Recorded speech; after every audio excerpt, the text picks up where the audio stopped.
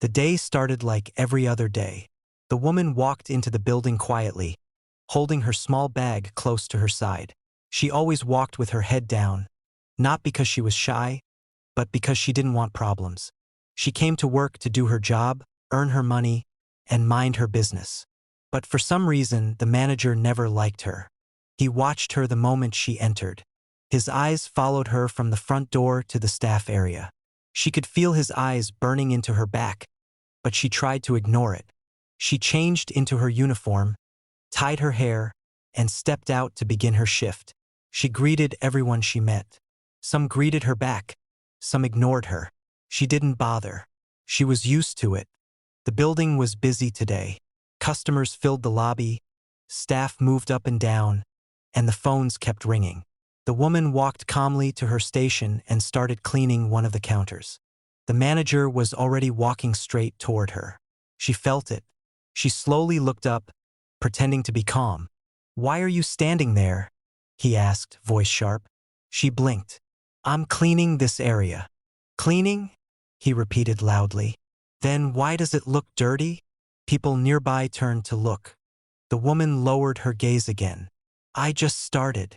He stepped closer. "Don't give me excuses. You people always have something to say." The phrase "you people" hit her like a slap, but she kept quiet. She inhaled gently and continued wiping. The manager suddenly grabbed the cloth from her hand. "Use this one." He threw a different cloth at her feet. "And do it properly. I don't want this place looking like a dump."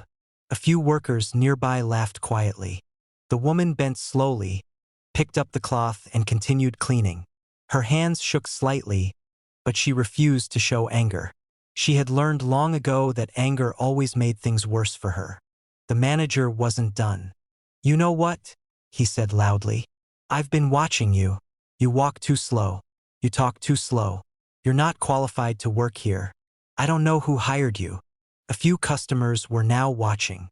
The woman tried to speak. "Sir, No." He cut her off.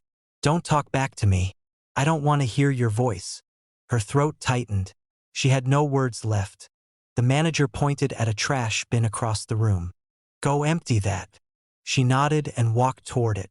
She lifted the bin, tied the bag, and began walking toward the disposal area. But before she reached the corner, the manager shouted again. "Hey, stop!" She turned slowly. He walked toward her with an angry face. "Why are you carrying the bin like that?" he snapped. "You're dripping trash. Are you trying to mess up the floor?" She looked down. Not a single drop was on the floor, but she knew arguing meant trouble. "I'm sorry," she whispered. "You're always sorry," he said loudly. "You know what? Maybe you should go home today. You're ruining the whole environment." The woman froze. Go home? For what? She needed the money. Her bills were piling up. She didn't even have enough left for transportation for the rest of the week. She gathered courage. "Please let me continue working. I haven't done anything wrong." The manager stepped very close to her, so close she could smell his breath. "You don't decide anything here," he said. "I do." Before she could respond, a voice interrupted. "Is there a problem here?" Everyone turned. It was the new supervisor. Nobody knew much about him yet. He had joined only a week ago. He watched the whole scene from a distance before stepping forward. The manager forced a smile. "No problem. Just correcting staff behavior." The supervisor looked at the woman. "What happened?" She stayed silent. Experience had taught her that speaking up often made things worse. People rarely believed her side of the story. The manager spoke before she could. "She's lazy. She doesn't clean properly. She talks back. She creates a mess everywhere she goes. I've been telling the hire department to fire her." The woman felt her chest tighten. Fire her? For what? She had done nothing but work quietly every day. The supervisor looked at her again. "Did you create a mess?" "No, sir," she said softly. The manager laughed loudly. "Of course she'll deny it. Her people never take responsibility." The supervisor's eyes narrowed. "Her people?" he repeated. "What exactly do you mean by that?" The manager raised his hands. Let's not pretend. Look at her. She's slow, uneducated, and not fit for this place. She should be grateful I allow her to work here at all." The woman stood frozen. The words cut deep. Everyone nearby looked away, pretending not to hear. The supervisor turned fully toward the manager. "Follow me," he said sharply. The manager frowned but followed. They entered the back office. Minutes passed. Workers whispered. Some looked at the woman with pity, others with amusement. After about 10 minutes, the back office door opened. The supervisor stepped out with a very serious face. The manager followed behind him, but his face looked different. Tight, nervous, sweating. The supervisor spoke loudly so everyone could hear. "Can everyone gather, please?"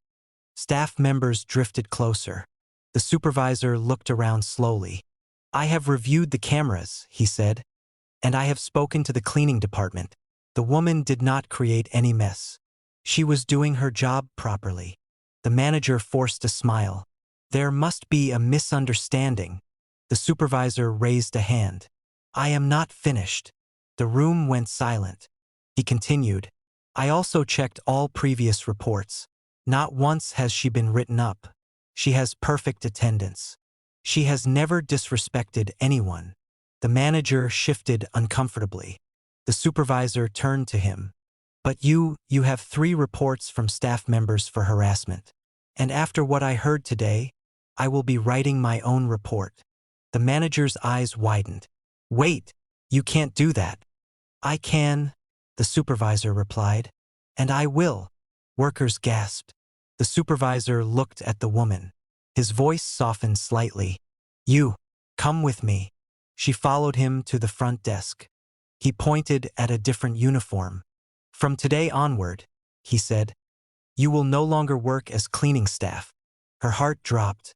Was she being demoted? Then he finished. "You are being promoted." She blinked. "Promoted?" "Yes," he said. "You will join the front desk team. Better pay, better hours. You deserve it." Her eyes filled with tears. She covered her mouth, trying to stop them from falling. The supervisor continued, "Your new role starts immediately. I'll train you myself." Behind them, the manager's face turned red. "That's not fair," he shouted. "I'm the manager." "Not anymore," the supervisor said calmly. "Your behavior violates company rules. You are suspended pending investigation." The manager's mouth opened and closed like he couldn't find his words. Security stepped behind him. The supervisor added, "And one more thing. Speak to people respectfully. You never know who they really are." The manager was escorted out of the building. Some staff members cheered quietly. Others looked shocked. A few apologized to the woman with their eyes. The woman stood there, shaking slightly, still holding her old cleaning cloth. The supervisor walked closer. "You've been through a lot here, but you kept your head down, did your job, and stayed respectful. That takes strength." The woman lowered her eyes. "Thank you. You earned this," he said. "Don't let anyone make you feel small again." She nodded slowly. As she walked toward her new desk, workers looked at her with a different expression. Respect. Some smiled politely. Some whispered to each other. But nobody laughed at her anymore. She placed the cleaning cloth on a nearby table. She would never need it again. Her hands finally stopped shaking. For the first time since she started working there, she felt seen. She felt valued. She felt like she belonged. The day that started with humiliation ended with a promotion.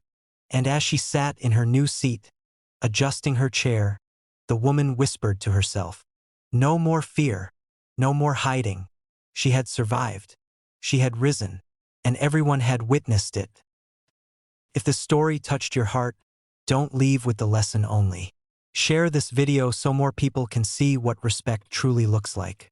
Someone out there is fighting the same silent battle, and your share might be the push they need to keep going. And if you want more stories that speak truth, hit subscribe and turn on notifications. Let's grow a community where every voice is seen, every story is valued, and every person matters. Your support helps these messages reach the people who need them the most.